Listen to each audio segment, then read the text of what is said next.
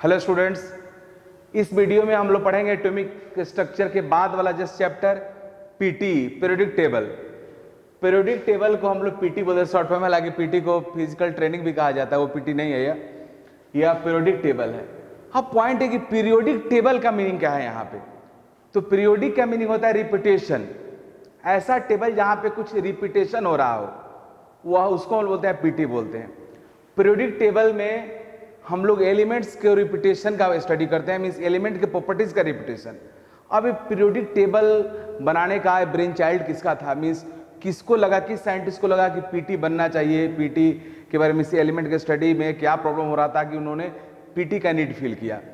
तो देखो जी, ये मैं बात कर रहा हूँ 1800 के आसपास, मीन्स 19th सेंचुरी के स्टार्ट में एलिमेंट्स के जो नोन नंबर था वो 35 के लगभग हो गया था। तो 35 एलिमेंट्स को भी अगर सेपरेटली स्टडी करना, ईच एलिमेंट के प्रॉपर्टी को खुद अकेला पढ़ो, उसको मेमोराइज करो, कैसे केमिकल रिएक्ट करता है, क्या क्या प्रोडक्ट फॉर्म करता है, तो बहुत डिफिकल्ट जब हो रहा था। मीन जैसे जैसे एलिमेंट्स का नंबर बढ़ते जा रहा था, जैसे जैसे एलिमेंट डिस्कवर्ड हो रहे थे, वैसे वैसे केमिस्ट्री का स्टडी और बोझिल होते जा रहा था, मीन्स डिफिकल्ट होते जा रहा था, मीन्स लेंदी होते जा रहा था। अब उस समय के जो साइंटिस्ट थे उनके पास एक टारगेट आया, उसमें सबसे पहला जो साइंटिस्ट थे वो आपके डोब्रेनर नाम के साइंटिस्ट को लगा कि केमिस्ट्री को स्टडी को आसान करना बहुत जरूरी है, क्योंकि अब एलिमेंट्स का नंबर बढ़ रहा है। ये मैं बात कर रहा हूं 1800 के आसपास की। 1800 में उनको लगा कि अब एलिमेंट्स का नंबर 33 से ऊपर हो गया है, इतने एलिमेंट्स को सेपरेटली स्टडी करना काफी डिफिकल्ट हो रहा है। तो उन्होंने सोचा क्यों नहीं एक ऐसा टेबल बनाया जाए, एक ऐसा लिस्ट बनाया जाए जहां पे आइडेंटिकल प्रॉपर्टीज वाले एलिमेंट एक जगह पे रहे। तो आप एक को पढ़ोगे तो सब हो जाएगा। मान लो अगर आपको 33 है, 33 को अगर 3 या 4 अगर आप टेबल में डिवाइड कर देते हो लिस्ट में, तो आपको 3 लिस्ट ही पढ़ना रहेगा। ऐसे तो 33 अलग अलग आपको पढ़ना है, जो काफी कम्बरसम टास्क है। तो इस आइडिया के साथ इन्होंने काम करना शुरू किया, एंड ऑलमोस्ट 1829 आते आते इन्होंने एक अपना लॉ प्रोवाइड किया, और इनका लॉ था on the basis of observations. इन्होंने देखा और इन्होंने बोला कि बहुत सारे एलिमेंट्स को इन्होंने क्या किया कि 3 एलिमेंट्स के आपका कलेक्शन में, मींस एक सेट में इन्होंने अरेंज किया, जिसको डोब्रेनर्स लॉ ऑफ ट्रायड बोलते हैं। इन्होंने 3 एलिमेंट्स को इस तरह से अरेंज किया जहां पे टर्मिनल वाले एलिमेंट्स का एटॉमिक मास का एवरेज बीच वाले का होता था। जैसे इन्होंने लिथियम, सोडियम, पोटासियम को अरेंज किया एक साथ एक सेट में, और इन्होंने दिखाया कि लिथियम और पोटासियम के एटॉमिक मास का जो एवरेज है वो सोडियम का होगा। देखो 7 + 39/2 23 हो गया। फिर इन्होंने ClBrI को अरेंज किया, जहां पे Cl और आयोडीन का एटॉमिक मास का एवरेज Br के इक्वल हो गया। फिर उन्होंने कैल्शियम, स्ट्रोंशियम, बेरियम को अरेंज किया, यहाँ पे कैल्शियम और बेरियम के एटॉमिक मास के एवरेज स्ट्रोंशियम के इक्वल हो गया। तो इस तरह से इन्होंने बहुत सारे नॉन एलिमेंट्स को 3 सेट्स में इन्होंने अरेंज कर दिया, जिसको हम लोग ट्रायड बोलते हैं। But he failed to arrange all known elements at that time। उस समय जितने भी एलिमेंट्स नोन थे सबको इन्होंने इस ट्रायड फॉर्म में अरेंज नहीं कर पाया, जिसकी वजह से इनका जो अटेम्प्ट था वो तो इनका अटेम्प्ट जो था वो अप्रिशिएबल था, बट इनका अटेम्प्ट आपका एबोर्टिव हो गया, मींस अनसक्सेसफुल हो गया। Means Dobereiner failed to arrange all known elements in their sets.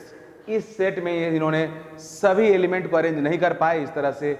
फिर इनका जो पीटी का जो फॉर्मेशन का आइडिया था वो तो अप्रिशिएबल था, बट ये कंप्लीट नहीं कर पाए, मींस यह सक्सेस इनको नहीं मिला।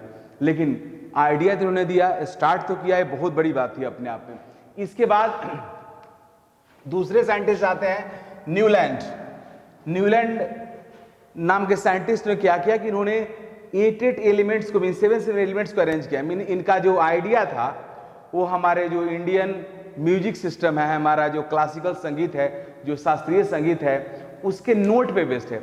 जिस तरह से हमारे शास्त्रीय संगीत का जो नोट रहता है सा रे गा मा पा धा नी, फिर सा रे गा मा पा धा नी सा, मीन्स आप देख रहे हो 7 के बाद जो 8th नोट होता है फिर वो सेम हो जाता है, सा रे गा मा पा धा नी, फिर सा आ गया।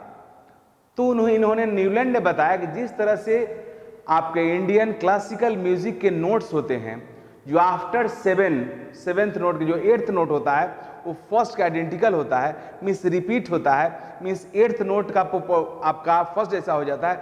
उसी तरह से उन्होंने बताया कि दुनिया में जितने भी एलिमेंट्स हैं उस एलिमेंट को हम लोग इस तरह से अरेंज कर सकते हैं कि उनका जो 8th एलिमेंट होगा उनका प्रॉपर्टी फर्स्ट जैसा हो जाएगा। और इस तरह से इन्होंने 7 एलिमेंट्स के सीरीज बनाया, जिसकी वजह से इसको बोला गया न्यूलैंड्स लॉ ऑफ ऑक्टेव। इन्होंने अपने लॉ का जो पीटी इन्होंने बनाने का, एलिमेंट्स को अरेंज करने का जो लॉ प्रोवाइड किया, उस लॉ का नेम है Newlands law of Octave. Octave को हिंदी में ऑस्टक बोलते हैं, मीन्स 8 एलिमेंट का इन्होंने सेट बनाया।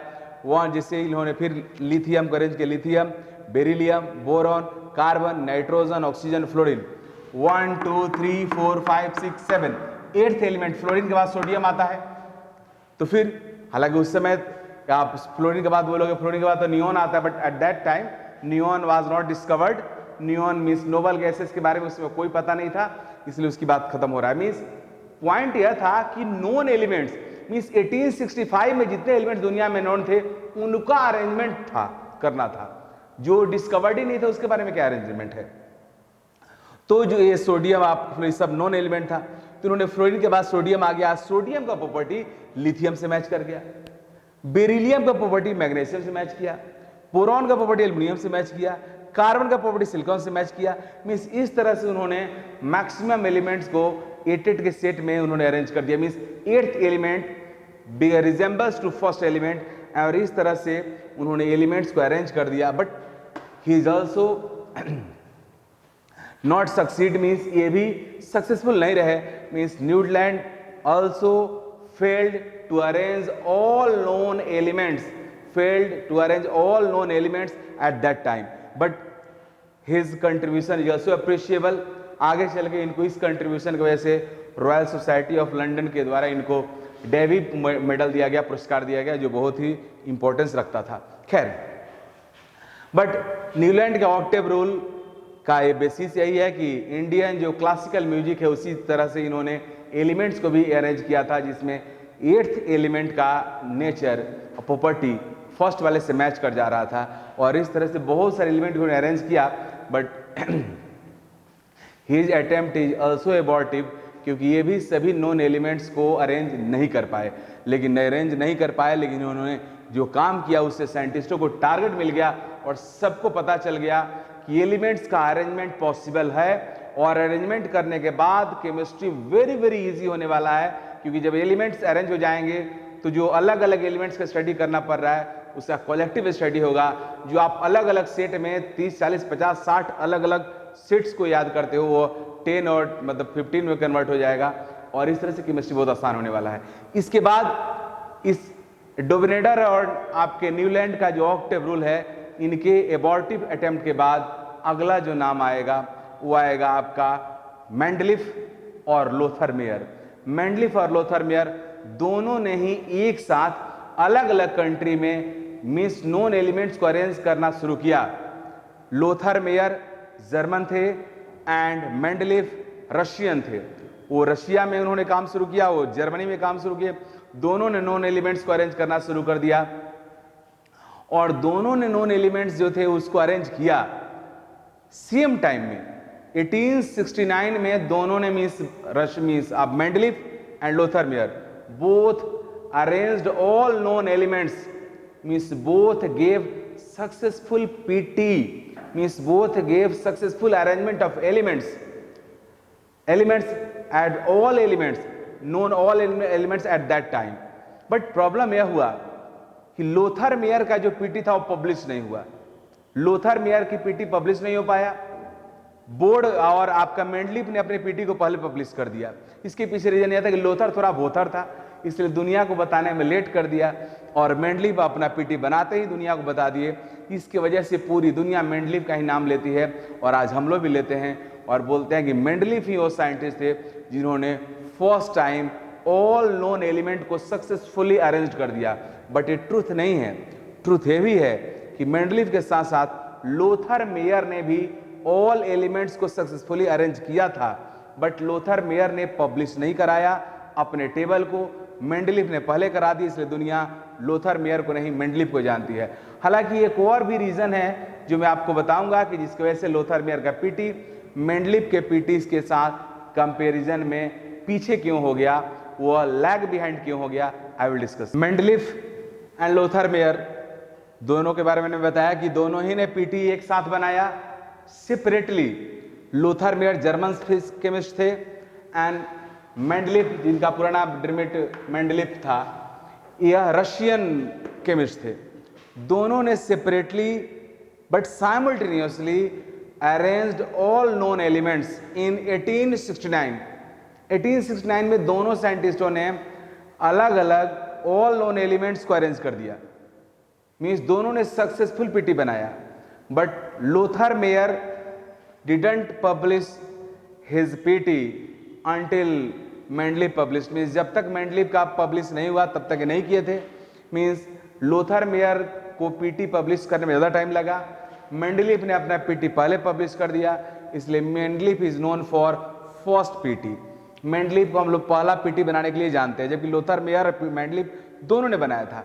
अब पॉइंट यह है कि अगर भले मेंडलीफ ने पहले पीटी को पब्लिश किया, बट अगर पीटी लोथर मेयर ने ही बनाया था तो लोथर मेयर के पीटी को भी इक्वली मतलब पॉपुलराइज होना चाहिए।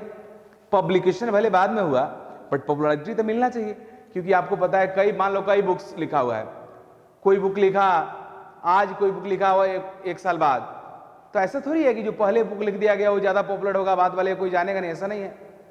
बुक की जो पॉपुलरिटी होती है वो उसके क्वालिटी पे डिपेंड करता है, इजिली करप्शेबल पे डिपेंड करता है। सेम चीज यहां भी है, सेम चीज यहां भी है। यहां पे लोथर मेयर और मेंडलीफ के पीटी में फंडामेंटल फर्क क्या है कि लोथर मेयर का जो पीटी था वो टेबुलर फॉर्म में था। टेबल था जिसमें 4 मीन्स वर्टिकल कॉलम था, 8 वर्टिकल कॉलम था, इसमें आइडेंटिकल प्रॉपर्टीज वाले एलिमेंट्स को अरेंज किया गया था। आप एनसीईआरटी देखोगे बुक तो उसमें, हालांकि एनसीईआरटी में जो पीटी है मेंडलीफ का वो मॉडिफाइड मेंडलीफ का पीटी है। एनसीईआरटी के पीटी जो मेंडलीफ का दिया हुआ है उसमें मॉडिफाइड है, क्योंकि उसमें इनर्ट गैसेस भी रखा हुआ है, जबकि इनर्ट गैसेस का जो डिस्कवरी हुआ वो 1890 के बाद हुआ, 1890 के बाद का हुआ, जबकि मेंडलीफ ने पीटी बनाया 1869 में। तो जिस समय मेंडलीफ ने पीटी बनाया उस समय इनर्ट गैस और नोबल गैसेस नोन नहीं थे, उनका डिस्कवरी नहीं हुआ था। तो मेंडलीफ ने 8 वर्टिकल कॉलम बनाया जिसको ग्रुप बोलते हैं, और उसमें आइडेंटिकल प्रॉपर्टीज वाले एलिमेंट को एक ग्रुप में रखा, और उन्होंने 12 हॉरिजॉन्टल रोज बनाया जिसको सीरीज बोलते हैं। मेंडलीफ के पीटी में 12 हॉरिजॉन्टल रोज जिसको सीरीज बोला जाता है, सीरीज उसमें बोला गया था। जबकि इस तरह से टेबुलर फॉर्म में होने की वजह से इजिली आदमी समझ गया कि इस ग्रुप में जितने भी एलिमेंट्स हैं, लिथियम है, सोडियम है, पोटासियम है, ये ग्रुप में, इसका मीनिंग हुआ कि दे हैव आइडेंटिकल प्रॉपर्टीज, और students can easily memorise that. But Lothar Meyer ने क्या किया था, जिन्होंने ग्राफिकल रिप्रेजेंटेशन दिया, ग्राफिकल रिप्रेजेंटेशन।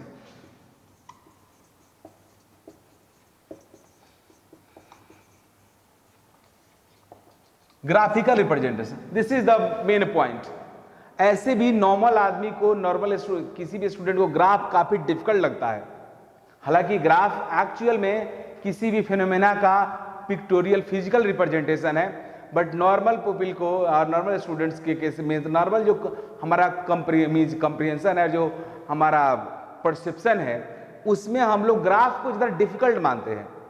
टेबल में ये लिखा हुआ है ABCD एक साथ है तो आप समझ जाओगे, और ग्राफ बना करके अब आपको आइडेंटिकल पोजीशन देखना है कि कहाँ कहाँ कौन कौन आइडेंटिकल पोजीशन पे है, उनका प्रॉपर्टी आइडेंटिकल होगा, वो एक साथ रहेंगे, वो बहुत मुश्किल काम हुआ। इन्होंने क्या किया लोथर मेयर ने कि एटॉमिक मास और एटॉमिक वॉल्यूम के बीच में ग्राफ ड्रॉ कर लिया। डिफरेंट एलिमेंट्स के एटॉमिक वॉल्यूम, उसके एटॉमिक मास का कैसे चेंज हो रहा है उसका इन्होंने ग्राफ ड्रॉ कर दिया, और ग्राफ ड्रॉ करके बोला कि जो है, जैसे इस तरह से इन्होंने ग्राफ ड्रॉ किया, इस तरह से इन्होंने ग्राफ ड्रॉ किया, और इन्होंने बोल दिया कि ग्राफ के आइडेंटिकल पॉइंट पे जो है, जैसे मान लो ग्राफ का क्रेस्ट ये है, ये क्रेस्ट है, भी टॉप पॉइंट है, भी टॉप पॉइंट है, भी टॉप पॉइंट है, भी टॉप पॉइंट है, इन्होंने बोल दिया कि जितने भी ग्राफ के टॉप पॉइंट पे एलिमेंट्स होंगे उस सबका प्रॉपर्टी आइडेंटिकल होगा। अब ग्राफ समझना, ग्राफ के टॉप को समझना, उसको मेमोराइज करना, ये काफी लोगों को लेंदी भी लगा और मुश्किल भी लगा। अगर मान लो मेंडलीव की पीटी उस समय नहीं रहता तो लोग इसको एक्सेप्ट कर भी लेता, लेकिन जब सामने इजिली ग्रेप्सेबल है, जहां पे टेबुलर फॉर्म में सब बना हुआ है, मींस ग्रुप वाइज सब बना हुआ है, जिससे ग्रुप 1 जैसे मान लो यहाँ पे ग्रुप 1 है, इसमें आपका लिथियम है, सोडियम है, पोटासियम है, इस तरह से एलिमेंट है। फिर ग्रुप 2 में है, ग्रुप 2 बना हुआ है, इसमें आपका बेरिलियम है, आपका मैग्नीशियम है, कैल्शियम है, इस तरह से बना हुआ है।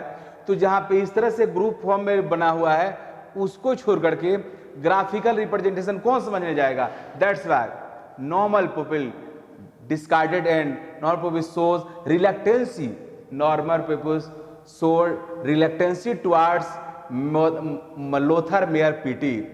नॉर्मल कॉमन पीपल के रिलक्टेंसी की वजह से ही लोथर मेयर का पीटी पॉपुलराइज नहीं हुआ, और फिर लोथर मेयर को सब चीजें नहीं मिला जो डिजर्व करते थे, जबकि इन्होंने भी पीटी फॉर्म किया था उस समय पहली बार। अब लोथर मेयर के पीटी में 2-3 बातें। पहली बात यहाँ पे ग्राफिकल रिप्रेजेंटेशन था। लोथर मेयर के पीटी के बारे में 1-2 बातें मुझे और बतानी है। लोथर मेयर का जो पीटी था वो एलिमेंट के फिजिकल प्रॉपर्टीज में टोटली बेस्ड था, बिकॉज वॉल्यूम और मास, एटॉमिक वॉल्यूम, एटॉमिक मास से फिजिकल प्रॉपर्टीज से कनेक्टेड चीज है volume.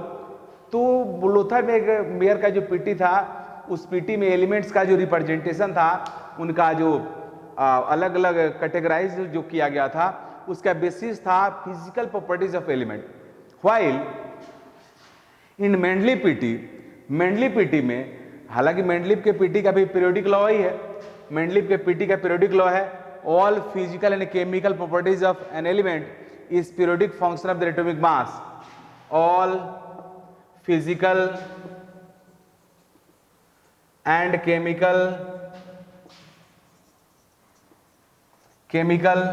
Properties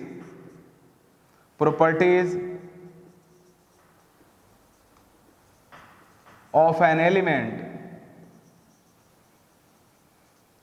is periodic function of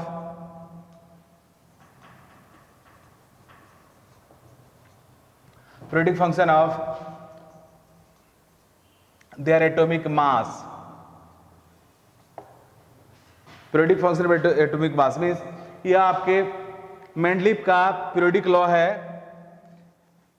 all physical and chemical properties of an element is periodic function of their atomic mass। periodic law,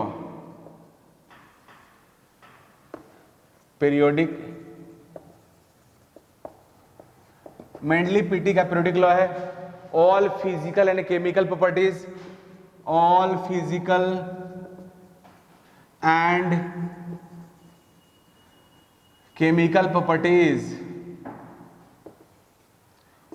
an element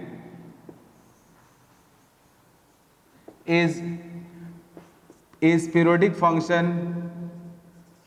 periodic function of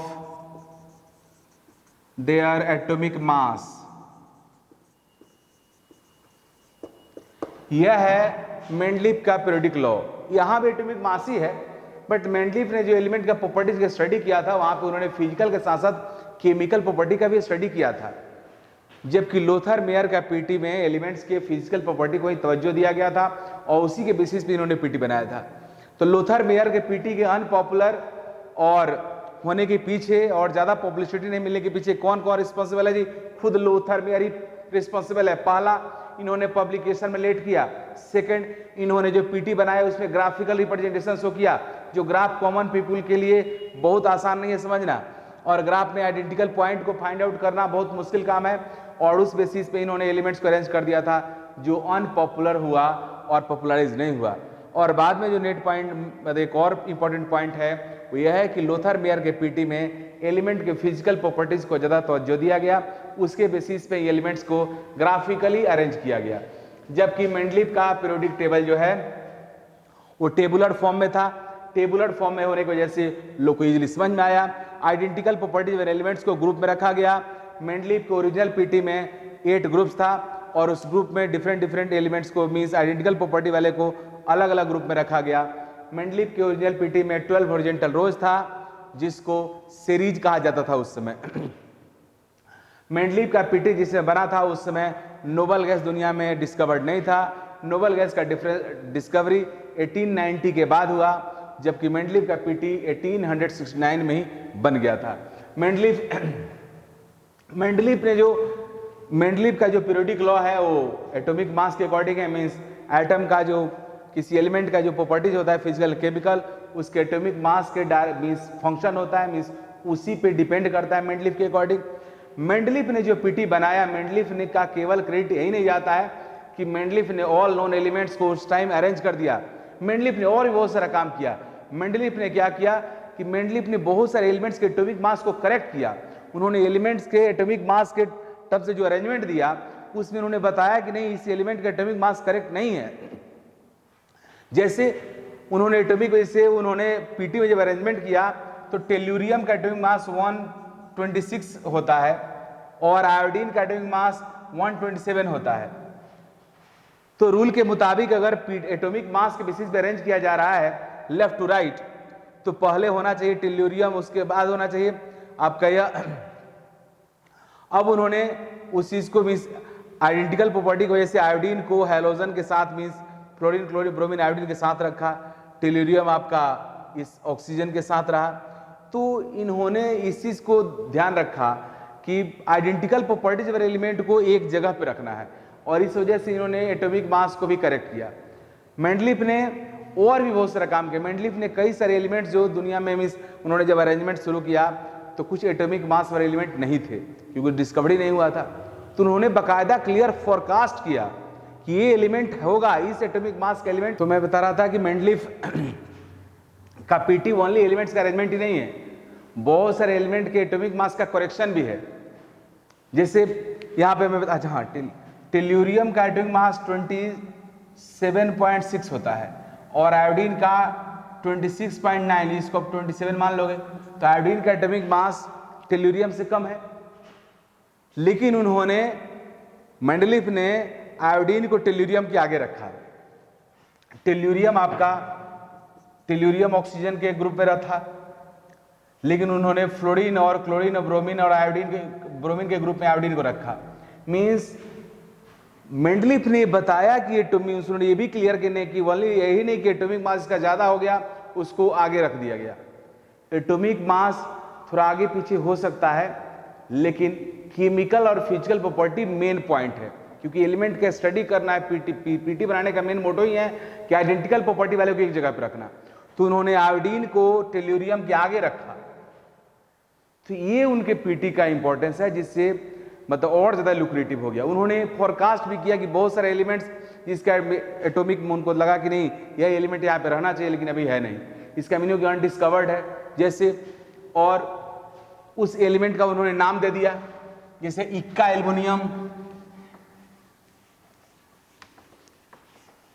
इक्का aluminium में से aluminium के बाद इक्का aluminium,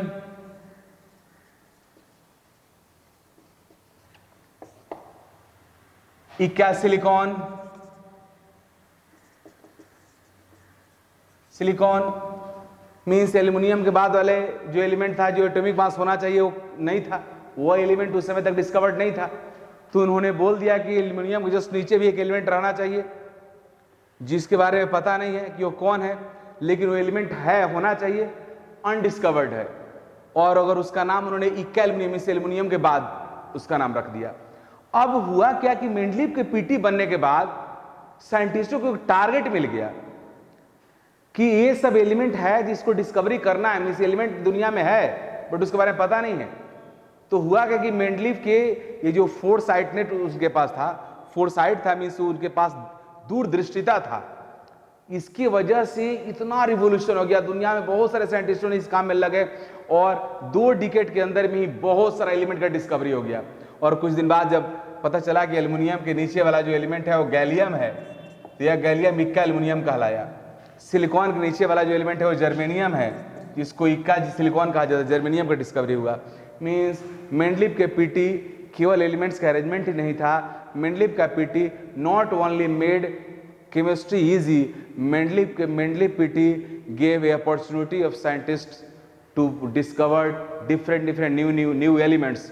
means Mendeleev के PT के बाद दुनिया में बहुत से एलिमेंट की डिस्कवरी हुआ और इस सब कुछ मेंडलीफ के को जाता है क्रेडिट। यही बात था कि मेंडलीफ 20th सेंचुरी के जो साइंटिस्ट थे उसमें बहुत पॉपुलर थे और मेंडलीफ को इसका बहुत रिटर्निंग मिला। कहा जाता है कि मेंडलीफ दुनिया के कुछ 20th सेंचुरी के सबसे पॉपुलर केमिस्ट और साइंटिस्ट थे। इसका सबसे, क्योंकि उन्होंने केमिस्ट्री को आसान बनाया, उन्होंने एक साइंटिस्टों के एक काम दिया जिसकी वजह से डिस्कवरी हुआ बहुत सारे एलिमेंट्स का।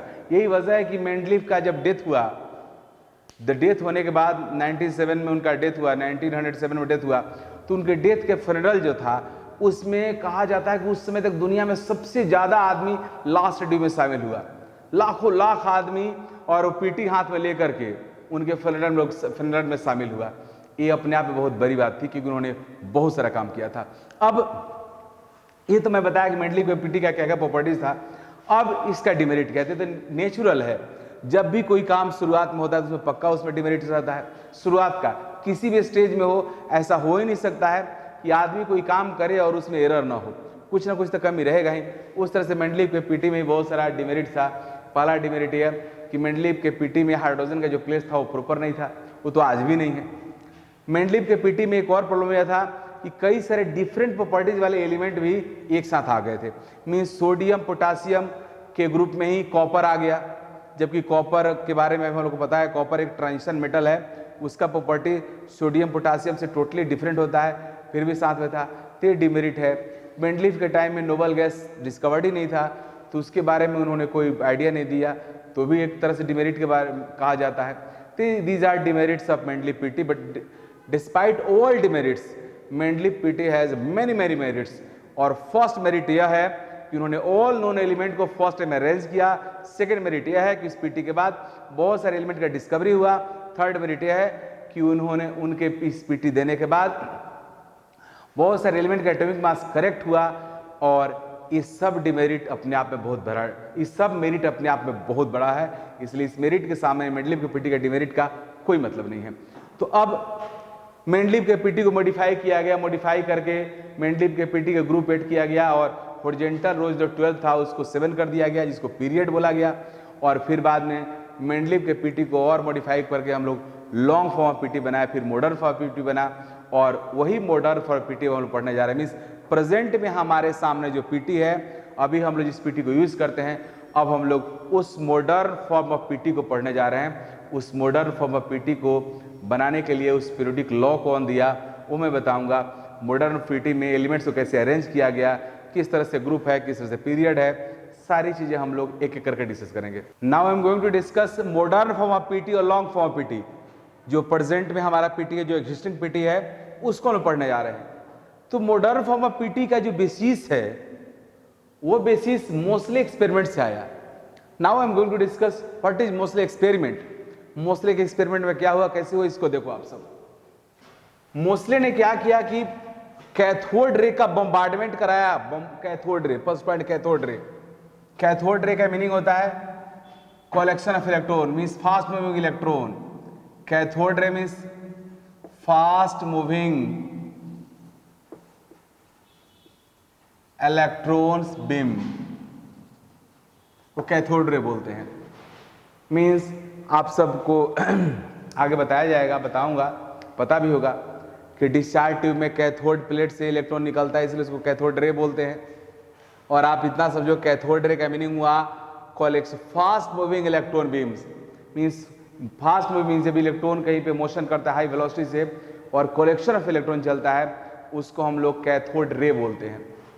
तो मोस्ले ने हेवी टारगेट पे, मींस हेवी टारगेट का मीनिंग हुआ हेवी एटॉमिक वेट वाला एलिमेंट,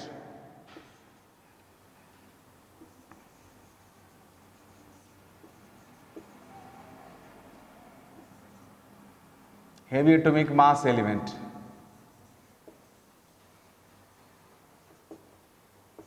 मींस टारगेट मेटल।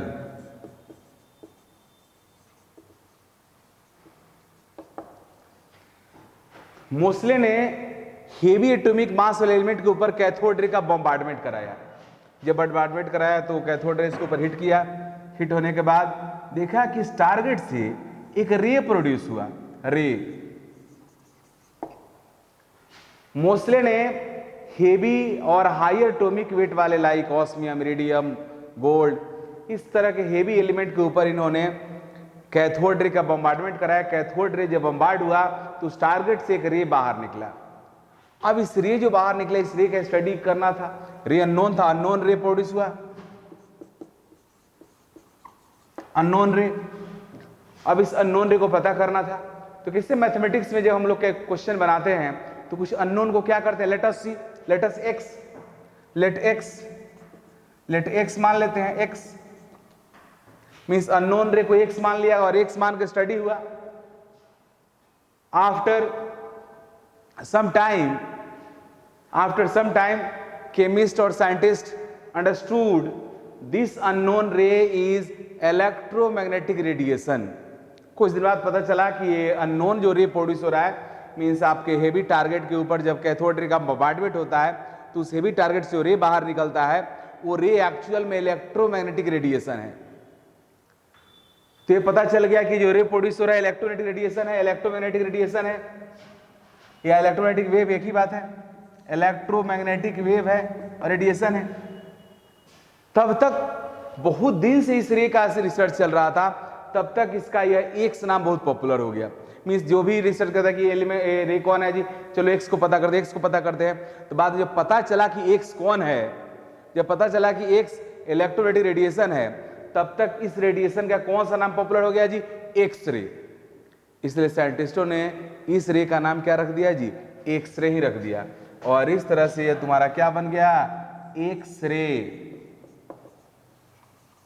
तो आप देख रहे हो ना, ये एक्स रे एक्सीडेंटली नाम रखा गया। लेटेस्ट एक्स मान करके इसका रिसर्च शुरू हुआ। जब रिसर्च होकर पता चला कि यह इलेक्ट्रोमैग्नेटिक रेडिएशन है, तब तक इसका एक्स नाम इतना पॉपुलर हो गया कि साइंटिस्टों ने इसका नाम क्या रख दिया जी, एक्स रे रख दिया।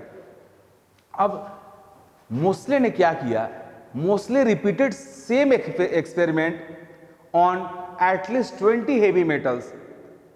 ये मोस्ले सेम एक्सपेरिमेंट एक नहीं, ऐसे 20 मीन्स 20 हेवी एटम के ऊपर कैथोड रे का बम्बार्डमेंट कराया और सबसे एक्सरे जो प्रोड्यूस हुआ उसको स्टडी किया। और फिर प्रोड्यूस्ड एक्सरे के फ्रीक्वेंसी के स्क्वायर रूट और इस हेवी टारगेट एटॉमिक नंबर के बीच में इन्होंने एक ग्राफ रिप्रेजेंट किया, ग्राफ ड्रॉ किया। मीन्स इन्होंने देखा कि फ्रीक्वेंसी ऑफ, मीन्स या न्यू से रिप्रेजेंट किया जा रहा है, frequency of produce x-ray, new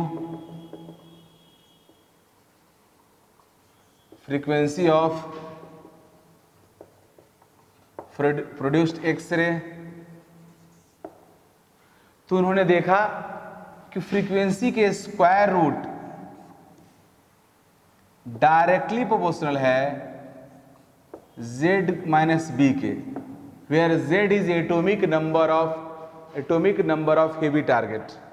फिर इस प्रोपोर्शनलिटी साइन को हटाया तो यहाँ पे कांस्टेंट दिया और एक कांस्टेंट A, तो Z minus B.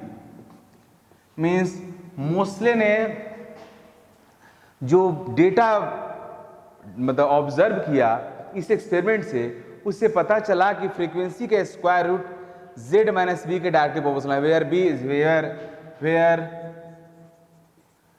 Z is atomic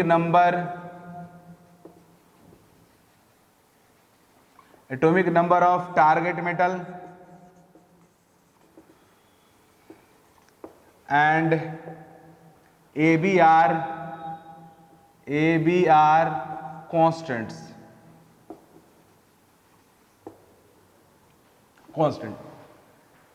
B का वैल्यू जनरली 1 होता है, लेकिन 1 क्यों होता है इसके बारे में डिस्कशन में आपसे करूंगा मॉडर्न फिजिक्स में जब मैं एक्सरे पढ़ाता हूं वहां बताऊंगा कि B का वैल्यू 1 कहां से आता है, और B का वैल्यू 1 के अलावा भी हो सकता है कि नहीं।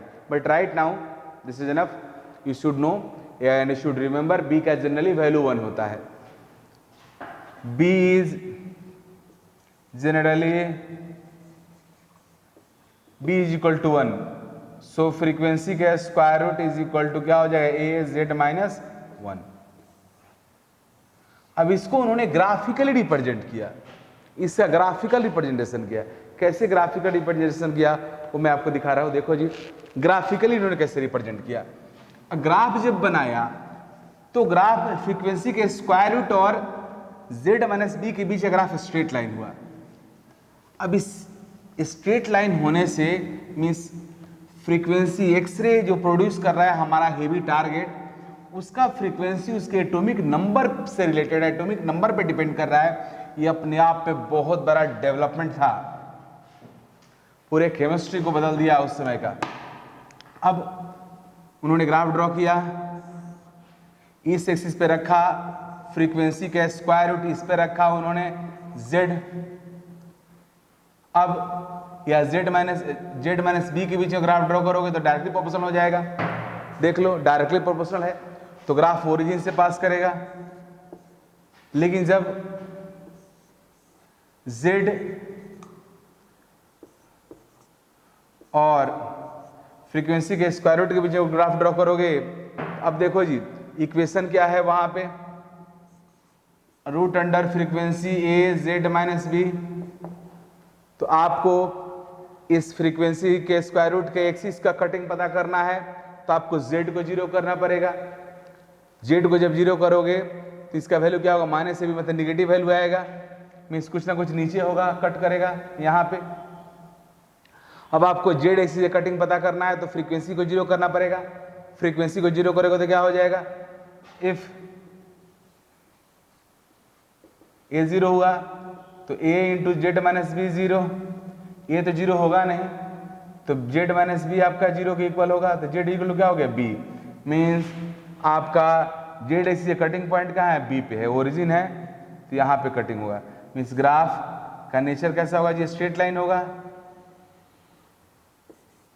क्योंकि फ्रीक्वेंसी के स्क्वायर रूट का पावर 1 है, z माइनस बी का पावर भी 1 है, z का पावर भी 1 है, तो इस तरह ग्राफ स्ट्रेट लाइन होगा, बट ग्राफ यहाँ से आगे बढ़ेगा। अब यह डिस्टेंस क्या हुआ, यहाँ से यहाँ तक क्या होगा जी, b हुआ, राइट। ये यहाँ से यहाँ तक, क्योंकि ओरिजिन है तो यहाँ से यहाँ तक डिस्टेंस आपका b है। तो इस तरह से इस ग्राफिकल रिप्रेजेंटेशन से और मैथमेटिकल इक्वेशन से प्रूफ हो गया कि एटम का जो प्रॉपर्टीज है उसका केमिकल और फिजिकल जो प्रॉपर्टीज है वो उसके एटॉमिक नंबर पे डिपेंड करता है, ज्यादा प्रिसाइजली देन एटॉमिक मास।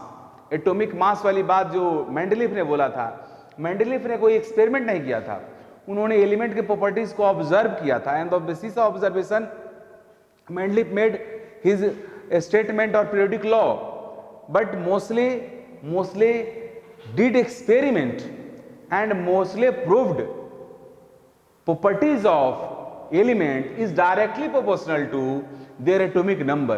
और यहीं से इलेक्ट्रॉनिक स्ट्रक्चर और इलेक्ट्रॉनिक कॉन्सेप्ट आ गया। मीन्स एटम का फिजिकल और केमिकल प्रॉपर्टीज उसके एटॉमिक नंबर से रिलेटेड होता है, उसके एटॉमिक नंबर पे डिपेंड करता है, एटॉमिक मास पे नहीं। मीन्स एटॉमिक मास से बेटर रिप्रेजेंटेशन होगा एटम के प्रॉपर्टीज का एटॉमिक नंबर के टर्म्स में। और this mostly experiment gave new periodic law, and new periodic law means new periodic law for modern PT, new periodic law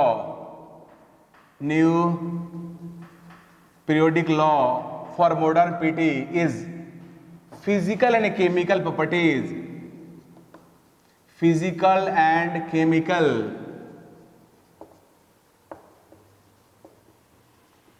properties of an element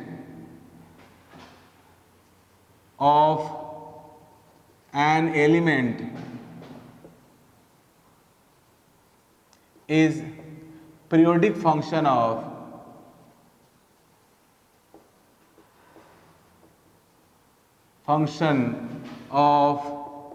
its atomic number।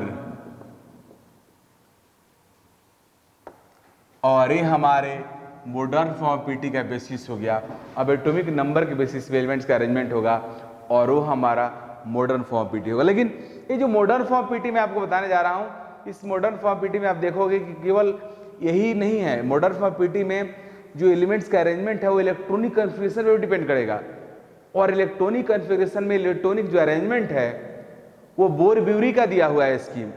तो modern form of PT किसी एक scientist का contribution नहीं है, इसमें variety of scientist का contribution है, इसलिए मॉडर्न फॉर्म ऑफ पीटी का फॉर्मेशन किसी एक साइंटिस्ट के लिए क्रेडिट नहीं जाता है, मोस्ले को भी जाएगा, बोरब्यूरी को भी जाएगा, और भी कई सारे लोगों ने छोटे छोटे काम किया था, इसलिए सबके बारे में कहा जाएगा। जिस तरह से मेंडलीव के बारे में कहा जाता है मेंडलीव ने पीटी बनाया, वैसा कोई नहीं बोल सकता है कि मॉडर्न फॉर्म ऑफ पीटी फलाने ने बनाया, क्योंकि किसी एक ने नहीं बनाया, बहुतों के कंट्रीब्यूशन से बना हुआ है जो प्रेजेंट फॉर्म ऑफ पीटी हमारा है। Now modern form of PT और लॉन्ग फॉर्म पीटी का क्या स्ट्रक्चर होता है वो देखो। मॉडर्न फॉर्म पीटी में 18 वर्टिकल कॉलम्स होता है, इसको ग्रुप्स बोलते हैं, 18 वर्ड 1 to 18। 7 हॉरिजॉन्टल रोज रहता है जिसको पीरियड्स बोलते हैं, 1 2 3 4 5 6 7 7 हॉरिजॉन्टल रोज जिसको पीरियड बोलते हैं, 18 वर्टिकल कॉलम जिसको ग्रुप बोलते हैं। अब इसमें जो एलिमेंट्स का अरेंजमेंट है वो एटम के एटॉमिक नंबर के इंक्रीजिंग ऑर्डर में है, क्योंकि एटॉमिक नंबर ही मोस्ले के अकॉर्डिंग पीरियोडिक फंक्शन है, मीन्स एटॉमिक नंबर पे ही एलिमेंट का प्रॉपर्टी डिपेंड करता है, तो एटॉमिक नंबर के इंक्रीजिंग ऑर्डर में इलेक्ट्रॉन एटम को यहाँ अरेंज किया जाएगा। बट आगे आपको मैं बताऊंगा कि एटॉमिक नंबर ही नहीं, इलेक्ट्रॉनिक कॉन्फ़िगरेशन भी रिस्पॉन्सिबल है। यही वजह है कि इस पीटी को, लॉन्ग फॉर्म पीटी को हम लोग बोलते हैं कि यह PT made by Bohr, Bury, Moseley, रैंग, बहुत सारे साइंटिस्टों के कंट्रीब्यूशन से पीटी बना हुआ है, या किसी एक साइंटिस्ट के कंट्रीब्यूशन से नहीं बना है। तो चलिए देखिए, इसमें एलिमेंट्स को हम लोग अरेंजमेंट शुरू करते हैं। सबसे पहले हाइड्रोजन, जिसका एटॉमिक नंबर 1 होता है, उसको रखते हैं हाइड्रोजन। लेकिन इससे पहले एक और बात मैं आपको बताना चाहूँगा, जितने भी दुनिया में एलिमेंट्स हैं, मीन्स जो भी मॉडर्न फॉर्म पीटी में प्रेजेंट है, उनकी बात मैं कर रहा हूँ। पूरे एलिमेंट्स को हम लोगों ने एलिमेंट्स को पीटी में अरेंज करके रखा है। अब पूरे पीटी को हम लोगों ने 4 ब्लॉक में डिवाइड किया, क्योंकि पूरे एलिमेंट्स को आपने पीटी में डाल दिया, तो अगर आप पीटी का डिवीजन नहीं करोगे तो फिर स्टडी करना मुश्किल हो जाएगा। जिस तरह से स्टेट आपका बन गया, कंट्री के अंदर, स्टेट के अंदर डिस्ट्रिक्ट्स होता है, डिस्ट्रिक्ट्स के अंदर ब्लॉक्स होता है, ब्लॉक्स के अंदर फिर पंचायत होता है, उस तरह से करके आप उसको मॉनिटरिंग करते हो, ईजियर मॉनिटरिंग करते हो। उसी तरह से हम लोगों ने पीटी को सब डिवीजन करके पीटी के अंदर जो एलिमेंट्स है उसके प्रॉपर्टी को और स्ट्रिक्टली और प्योरली और प्रॉपरली पढ़ने के लिए हम लोगों ने उसके अंदर डिवीजन किया है। तो पीटी को 4 ब्लॉक में डिवाइड किए हुए हैं, S, P, D and F. PT को 4 ब्लॉक्स में हम लोगों ने डिवाइड कर रखा है, S, P, D and F block में। अब बाद में आपको एक एक करके पढ़ाऊंगा, एस ब्लॉक एलिमेंट्स का क्या प्रॉपर्टी है, पी ब्लॉक एलिमेंट्स की क्या प्रॉपर्टी है, डी ब्लॉक एलिमेंट्स की क्या प्रॉपर्टी है, ए ब्लॉक एलिमेंट्स की क्या प्रॉपर्टी है, I will discuss. But right now जब आप पीटी आपके सामने मैं रिप्रेजेंट करने जा रहा हूं, तो आपको पता होना चाहिए कौन कहां पे है। तो all elements of PT are divided into 4 group blocks, S block, P block, D block and F block. S block में हम लोग उस एलिमेंट्स को रखे हैं जिस एलिमेंट का लास्ट इलेक्ट्रॉन एस सबसेल में इंटर करता है। Means if last electron of an element इंटर्स in S subcell, then that element belongs to S block. If last electron of an element enters in P subcell, then element belongs to P block. If last electron of an element enters in D subcell, then element belongs to D block. If last electron of an element enters in F subcell, then element belongs to F block. ये division है, means किसी भी element का block कहाँ होगा, means किस reason में होगा, वो इस पे डिपेंड करता है कि उसका अंतिम इलेक्ट्रॉन, लास्ट इलेक्ट्रॉन किस सबसेल में जा रहा है। तो क्लियर हो गया कि नहीं कि पीटी किस पे डिपेंड करता है जी, इलेक्ट्रॉनिक कॉन्फ़िगरेशन पे। पीटी ओनली एटॉमिक नंबर पे डिपेंड नहीं करता है, इलेक्ट्रॉनिक कॉन्फ़िगरेशन ज्यादा डोमिनेंट फैक्टर है, जिसको आगे आप और अच्छे समझोगे।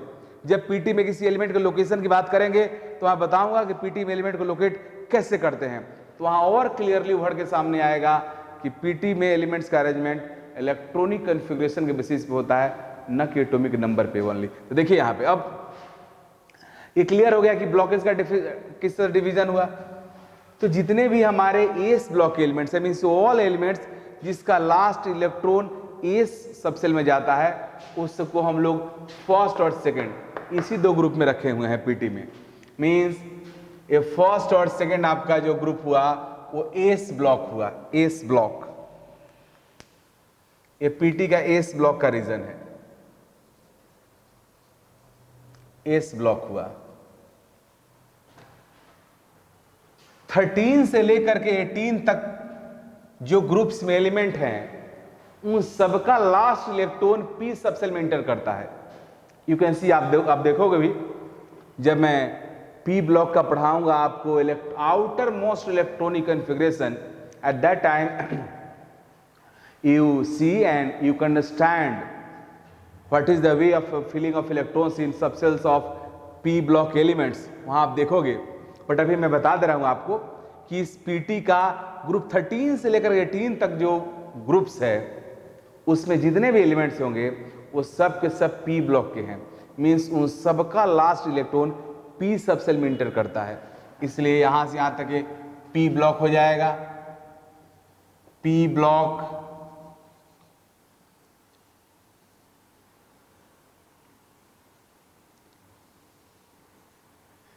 पी ब्लॉक में ये भी आएगा नोबल गैस ग्रुप 18, मीन्स 13 से लेकर 18 तक पी ब्लॉक हो गया। अब ग्रुप 3 से लेकर के जो ग्रुप 12 है इसमें जितने भी एलिमेंट्स हैं इन सबका लास्ट इलेक्ट्रॉन डी सबसेल में इंटर करता है, इसलिए लोग आपका हुआ डी ब्लॉक एलिमेंट।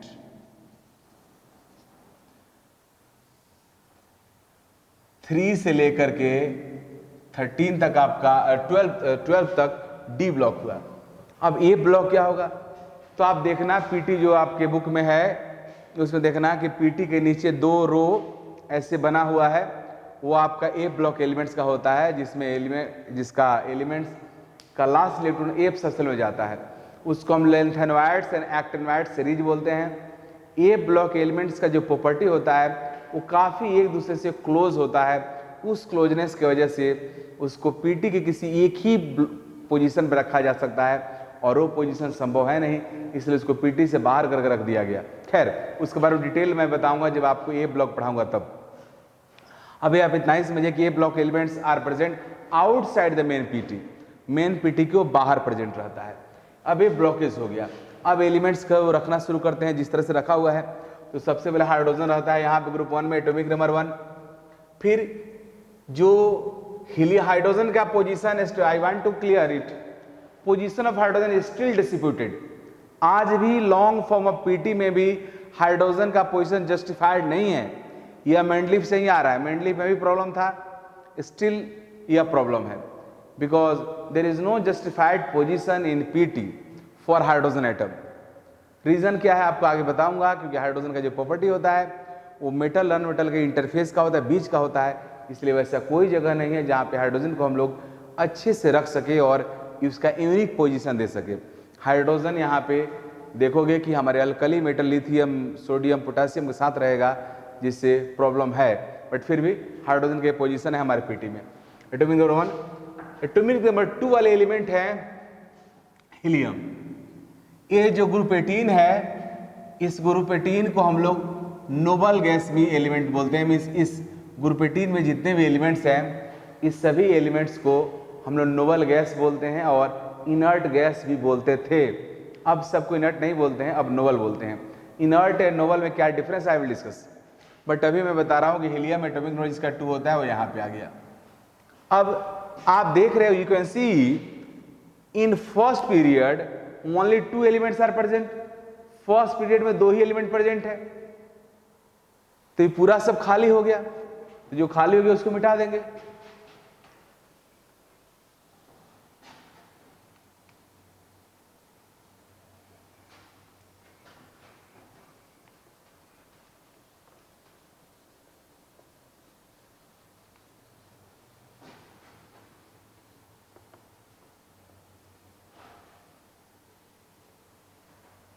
खाली हो गया।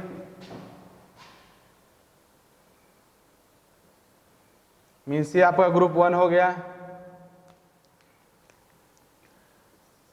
ग्रुप 1 ए, ग्रुप 2 हो गया, और उसके बाद 3, 4 से लेकर के वहां तक 18 तक गया। 18। अब सेकेंड पीरियड के एलिमेंट रखते हैं। सेकेंड पीरियड के एलिमेंट है हमारा लिथियम, इसका एटॉमिक नंबर 3 होता है। लिथियम के बाद आया बेरिलियम, जिसका एटॉमिक नंबर 4 होता है। बेरिलियम के बाद आता है बोरॉन, इसका एटॉमिक नंबर 5 होता है। और बोरॉन का इलेक्ट्रॉन आप खुद भी देख लो, इलेक्ट्रॉनिक कन्फर्मेशन आप पढ़े हो। बेरिलियम का electronic conformation 1s2 2s2 and boron का 1s2 2s2 2p1। Means boron का लास्ट इलेक्ट्रॉन कहाँ चला गया जी? पी में चला गया, तो बोरॉन पी ब्लॉक का होगा। जो पी ब्लॉक का कहाँ शुरू होता है? 13 से। मीन्स यह हुआ 1, यह हुआ 2 3 4 5 6 7 8 9 10 11 12 13 14 15 16 17 18, राइट। तो हमारा बोरॉन कहाँ प्रेजेंट होगा जी? पी ब्लॉक में प्रेजेंट होगा। तो बोरॉन रहता है यहाँ पे, ग्रुप 13 में रहता है। तो आप देख रहे हो कि एटॉमिक नंबर से नहीं, इलेक्ट्रॉनिक कॉन्फ़िगरेशन से अरेंजमेंट हो रहा है आपका एटम का। आगे मैं बताऊंगा भाई कि how could you locate the position of an element in PT, और how could you search position of an element in PT. Means PT में किसी एलिमेंट का पोजीशन को कैसे सर्च करोगे या कैसे लोकेट करोगे, दोनों ही बातें मैं डिस्कस करूंगा आपसे। बट अभी मैं दिखा रहा हूं किस तरह से पीटी बन रहा है। अब बोरॉन के बाद, बोरॉन का एटॉमिक नंबर 5, बोरॉन के बाद क्या आएगा जी? 6 वाला कार्बन, उसके बाद कार्बन के बाद नाइट्रोजन, नाइट्रोजन के बाद ऑक्सीजन, ऑक्सीजन के बाद फ्लोरीन, फ्लोरीन के बाद हीलियम के बाद नियॉन, नियॉन का एटॉमिक नंबर 10। तो आप देख रहे हो कि सेकेंड पीरियड में भी ओनली कितना एलिमेंट्स है? 2 और 6, 8 ही एलिमेंट है। मीन्स ये सब खाली है, इसको फिर मिटा देंगे।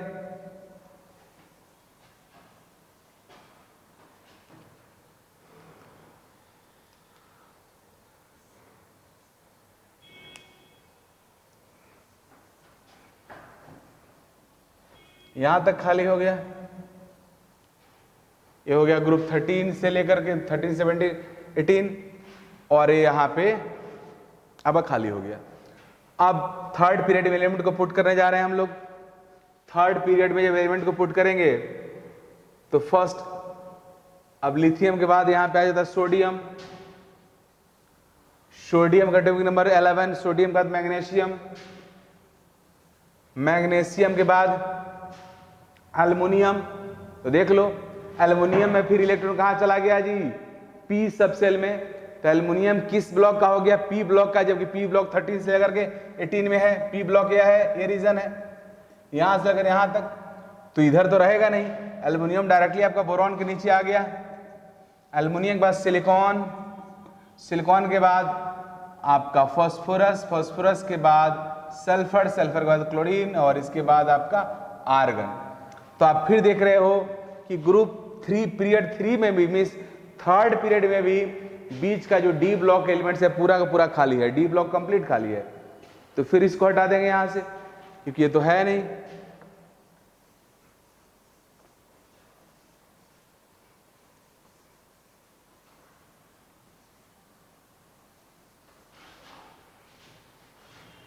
अब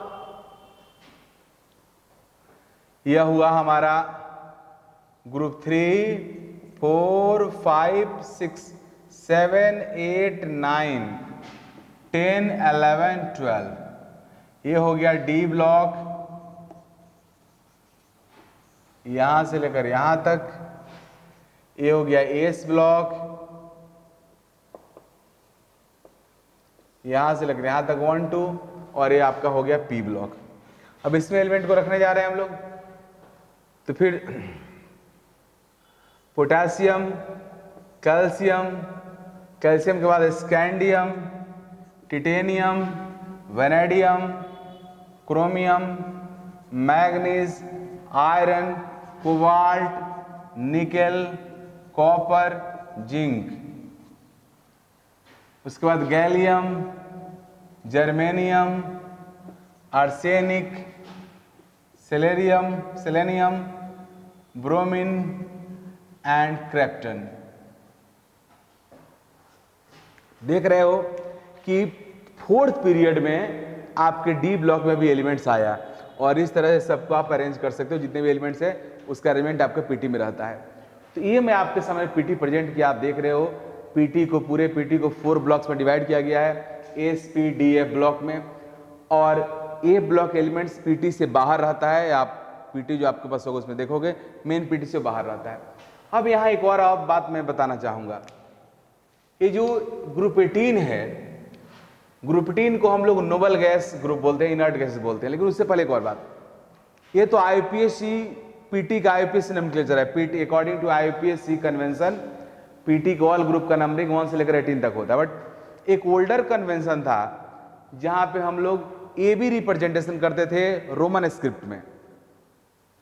तो वहां पे वो क्या था, तो इस पीटी में इस तरह से एलिमेंट्स का अरेंजमेंट है, S block, A D block, A P block, DNA block, आपका ए ब्लॉक नीचे बाहर रहता है। अब इसमें एस और पी ब्लॉक के जो प्रॉपर्टीज हो, आगे मैं बताऊंगा आपको कि एस और पी ब्लॉक का जो प्रॉपर्टीज है वो काफी कांस्टेंट होता है, मींस एक तरह से फिक्स जैसा रहता है। डी ब्लॉक एलिमेंट्स का जो प्रॉपर्टी है, ये इनका प्रॉपर्टी वेरिएबल होता है, वेरिएबल वैलेंसी रहता है, और भी कई सारे प्रॉपर्टीज है जो मैं आपसे डिस्कस करूंगा। इनका प्रॉपर्टीज वेरिएबल होने की वजह से इनको हम लोग ट्रांजिशन एलिमेंट्स बोलते हैं। डी ब्लॉक एलिमेंट्स को ट्रांजिशन एलिमेंट्स बोला जाता है, ट्रांजिशन एलिमेंट, क्योंकि इनका प्रॉपर्टी ट्रांजिट करता रहता है, चेंज होते रहता है। जबकि एस और पी ब्लॉक के केस में ऐसा नहीं रहता। एस ब्लॉक का वैलेंसी फिक्स होता है, पी ब्लॉक में भी वैलेंसी फिक्स तो नहीं होता है, मोर देन 1 होता है, बट फिक्स रहता है, चेंजेज नहीं करता है उस तरह से ज्यादा। तो एस और पी ब्लॉक के एलिमेंट्स को हम लोग नॉर्मल एलिमेंट्स बोलते हैं। आगे बोलूंगा इन दोनों को, एस ब्लॉक और पी ब्लॉक एलिमेंट्स को हम लोग S and P block elements are called normal elements, normal elements, और रिप्रेजेंटेटिव एलिमेंट्स बोलते हैं। एलओपीटी को रिप्रेजेंट करता है। डी ब्लॉक एलिमेंट्स को ट्रांजिशन एलिमेंट्स बोलते हैं। ए ब्लॉक एलिमेंट्स को आप देखोगे कि उनको हम लोग इनर ट्रांजिशन बोलते हैं। ऐसा क्यों बोलते हैं वो मैं आपको जब ए ब्लॉक पढ़ाऊंगा तो वहां बताऊंगा इस चीज को। अब पीटी के ग्रुप्स का एक और नोमेनक्लेचर है। वो नोमेनक्लेचर यह है कि पीटी के ग्रुप का एक और नोमेनक्लेचर उसमें यह है कि एस ब्लॉक के जो एलिमेंट्स है और पी ब्लॉक के एलिमेंट्स है उसको हम लोग ए से रिप्रेजेंट करते हैं और डी ब्लॉक वाले को बी से, और नंबरिंग रोमन में होता है। इसका मीनिंग हुआ ग्रुप 1 को बोलेंगे फर्स्ट ए, ग्रुप सेकेंड को सेकेंड ए, ग्रुप 13 को थर्ड ए, 14 को 4A, 15 को 5A, हालांकि ओल्डर कन्वेंशन है। 16 को 6A, 17 को 7A, 18 को 0 बोलते हैं, 0 ग्रुप, इसको 0 मीन्स 0 ग्रुप, इसको ओल्डर कन्वेंशन है। अब ये जो 3 से लेकर 12 होता है, इसमें 3 को बोलते हैं थर्ड बी, 4 को 4B, 5 को 5B, 6 को 6B, 7, 8, 9 ये तुम्हारा 7 को 7B, 8, 9, 10 तीनों को एक साथ बोलते हैं हम लोग 8 बोलते हैं। और फिर जो 11 है इसको फर्स्ट बी, 12 को सेकेंड बी। अब एनसीईआरटी में इसके उलट दिया हुआ है। एनसीईआरटी क्या किया है कि 1A, second A, third A, 4 इसको भी ये कर दिया, जो कि गलत है। जो एक्चुअल है उसमें ट्रांजिशन एलिमेंट्स के लिए बी इस्तेमाल हुआ है और नॉर्मल एलिमेंट्स के लिए ए इस्तेमाल हुआ है। एस और पी ब्लॉक एलिमेंट्स को नॉर्मल बोलते हैं, रिप्रेजेंटेटिव एलिमेंट्स बोलते हैं, जबकि डी ब्लॉक एलिमेंट्स को ट्रांजिशन एलिमेंट्स बोलते हैं, क्योंकि इनका प्रॉपर्टीज चेंज होते रहता है, इनका प्रॉपर्टीज ट्रांजिट होते रहता है, इसकी वजह से ट्रांजिशन बोलते हैं। इनको बी से रिप्रेजेंट किया जाता है। तो ये जो ए बी वाला चीज है इसको आप देख लो। अब मैं इसके आगे आपको बताऊंगा डिफरेंट ग्रुप्स के बारे में कि डिफरेंट ग्रुप्स का क्या प्रॉपर्टीज होता है। कि मींस ये जो पूरे पीटी में आपके 18 ग्रुप्स है, इसमें 0 ग्रुप और 18 ग्रुप में जो नोबल गैस है, नोबल गैस एलिमेंट्स है, और यह पी ब्लॉक का पार्ट है, लेकिन ये नोबल गैस एलिमेंट्स है। नोबल क्यों बोलते हैं, इनर्ट क्यों बोलते हैं, उसकी बातें करूंगा। ग्रुप 17 जो है उनका क्या प्रॉपर्टी बताऊंगा। 16 का क्या प्रॉपर्टी है, 15 का क्या प्रॉपर्टी है, 14 का प्रॉपर्टी, इस सब के बारे में आपको बताऊंगा। फिर डी ब्लॉक एलिमेंट्स को हम लोग अलग पढ़ेंगे, इस ब्लॉक को अलग पढ़ेंगे, ये सारी बात पढ़ेंगे। मीन्स ये पीटी का बेसिक पॉइंट हुआ कि 18 ग्रुप 7 पीरियड। अब एलिमेंट्स का जो अरेंजमेंट हुआ है वो पीरियड में हुआ है लेफ्ट टू राइट, उनके एटॉमिक नंबर के इंक्रीजिंग ऑर्डर में, बट ये इलेक्ट्रॉनिक कॉन्फ़िगरेशन से भी कनेक्टेड है, पूरी तरह से कनेक्टेड है। आपको जब और मैं बताऊंगा कि लोकेट कैसे करेंगे एलिमेंट को, तो वहाँ पर इलेक्ट्रॉनिक कॉन्फ़िगरेशन डिसाइड करेगा, outer most electronic configuration decide करेगा कि एलिमेंट का लोकेशन क्या होगा।